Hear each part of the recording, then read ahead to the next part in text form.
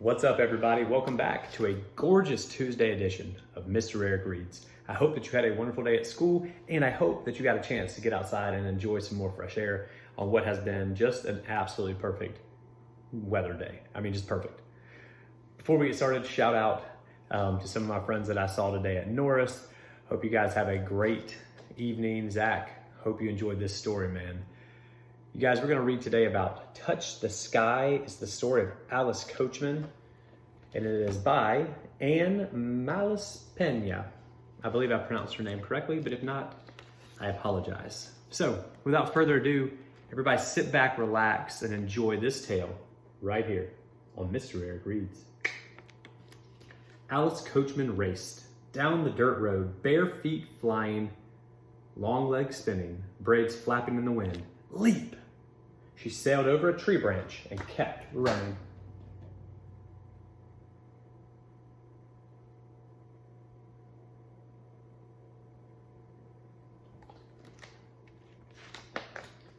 Back home, Papa was angry.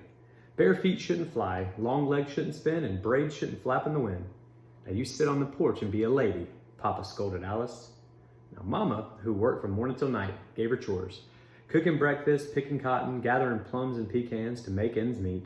Hard times had come to Albany, Georgia in the 1930s. There was always more work to do.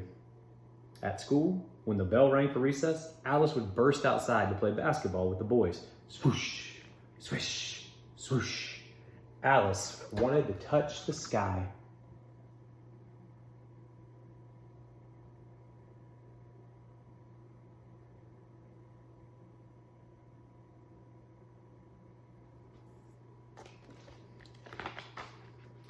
Alice's teacher saw something special in that never sit still girl. She took her to a track meet where a boy leapt over a crossbar into a pile of sawdust. Inch by inch, the bar rose higher. Inch by inch, the boy jumped higher too. The high jump, someone said, and Alice's feet tingled, wanting to try.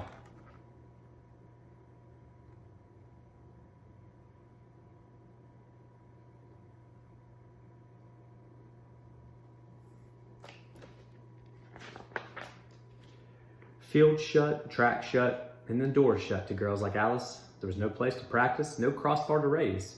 So Alice and her friends got busy. They knotted rags, tying rags to sticks, planting those sticks in the red Georgia clay. Then her friends stood back and let Alice jump.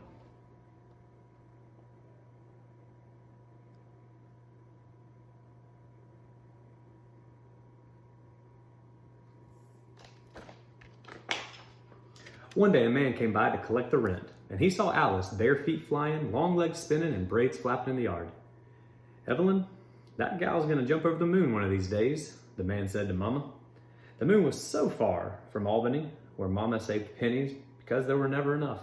But a dream is the beginning, and as Alice grew older, her dream was to soar.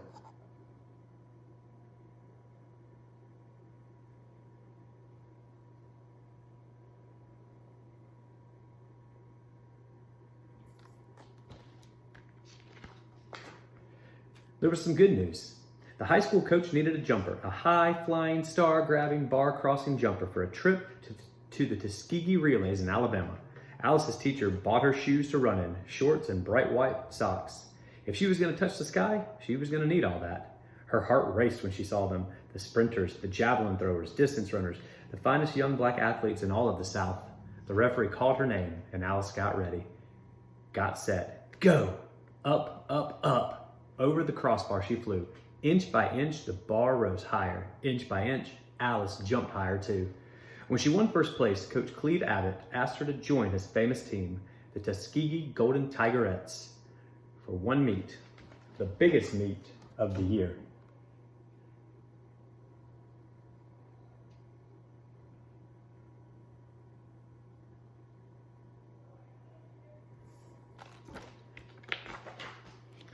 So on September 3rd, 1939, she attended the American Athletic Union National Championship in Waterbury, Connecticut. Stretching her long legs, Alice sucked on a sour lemon. The lemon made her feel lightning fast, feather light, and moon jumping strong. That day, Alice won her first national medal.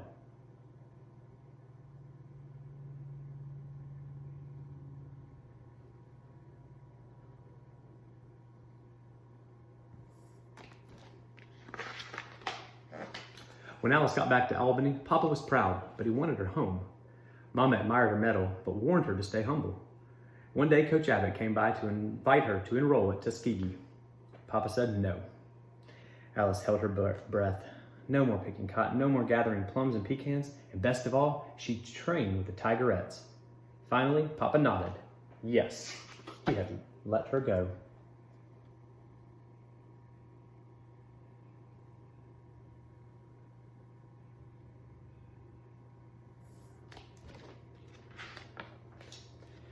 At Tuskegee Institute High School, Alice practiced her jumps and studied hard. To pay her fees, she sewed, mopped the gym, and rolled the tennis courts. Always, she thought about Mama working so hard so Alice could rise high. Traveling wasn't easy for the Golden Tigerettes. There were whites-only restaurants that would shut to them, restrooms shut to girls like them. They ate supper on the side of the road. After dark, they hurried on. Together, the team held strong, laughing, teasing, having fun. When they got to their meets, all that mattered was sprinting, throwing, running, and jumping. No one jumped higher than Alice, a national champion and a shining star. Still, Alice's feet tingled. One dream hung in the sky. She wanted an Olympic medal. But with World War II raging on, and the games got canceled. After peace came in 1945, Alice wondered, was she still the best, or had her time passed?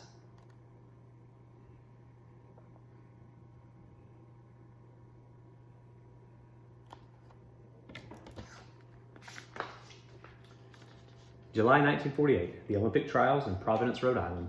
Alice stood at the high jump pit, and her back hurt. One last jump. Her legs were sore. The most important jump so far. One jump to make the Olympic team. She sucked on the lemon and took off. Bare feet flying, long legs spinning in the wind. Alice scaled the bar at 5 feet, 4 3/4 inches, an Olympic trials record. 1 week later, Alice sailed across the Atlantic Ocean, an official member of the United States Olympic women's track and field team.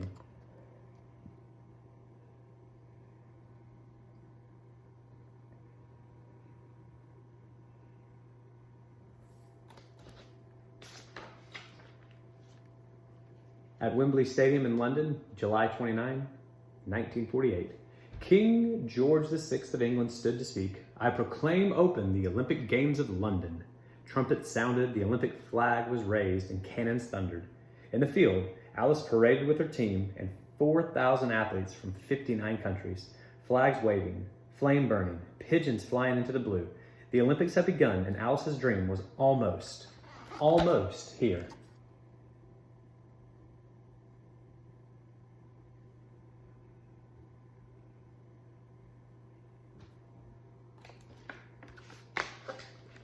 The games sped by. No gold medals for Alice's team so far. The high jump was the last event. Glory was up to her. Alice squeezed a lemon. She stretched her long legs and touched her toes. The lemon and God's will give me luck, she said to herself. That's all I need. Inch by inch, the bar rose higher. 19 women took their turns. Inch by inch, Alice jumped higher too. Finally, only 2 were left. England's champion, Dorothy Tyler, and Alice, Albany star. It was Alice's turn. The crowd held its breath.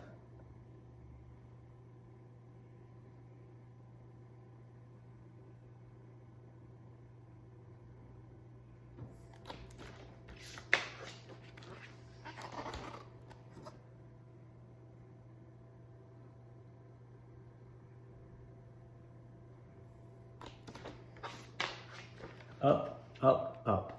Over the crossbar she flew, setting a new Olympic record of 5 feet, 6 1/8 inches. Dorothy took 2 jumps to clear the same height, putting Alice ahead. When they both missed the next jump, the contest was over. Alice had won the gold. As she climbed to the top of the winner's stand, the crowd rose for a bare feet flying, long legs spinning, moon jumper from Georgia. Alice had finally touched the sky. The end of what is an absolutely amazing story entitled Touch the Sky about Alice Coachman, right here on Mr. Eric Reads. Hope you guys enjoyed that story of resiliency, perseverance, setting the goals and going after it. Hope you guys will do the same thing. Set your goals and go after it, work hard, and listen to those who can help you get to those goals. As you see behind me, read every day, and be kind. Practice that in everything that you do. Stay safe, wash your hands, and I hope to see you guys around school. Until next time, Mr. Eric, signing off.